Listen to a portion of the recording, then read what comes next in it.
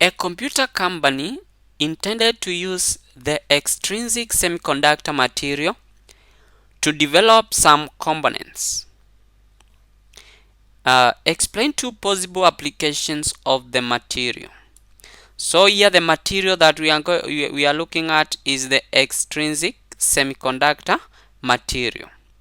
So first of all, you have to know what is this extrinsic semiconductor material. So in semiconductors, we have two types of semiconductors broadly, whereby we have what we call pure and impure semiconductors. This pure is what we call the intrinsic,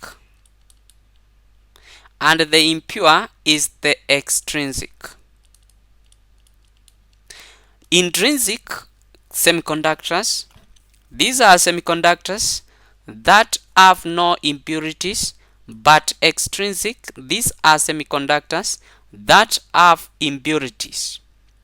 And remember, impurities are introduced in semiconductors through a process that is called doping. So we say doped to refer to introduction, or we say doping to refer to introduction of impurities in intrinsic semiconductors. So extrinsic, these now are conductors or rather semiconductors whereby impurities have been introduced. So remember, these impurities can be either group 3 or group 5 depending on which material is being manufactured. We have p-type and we have n-type. So you can check on that to see what is introduced in pure semiconductors to get p-type, and what is introduced in pure semiconductors to get n-type materials.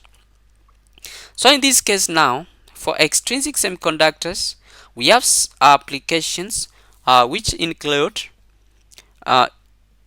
and here we are going to give them in terms of computer technology. So applications in computer can be used for making computer microprocessor.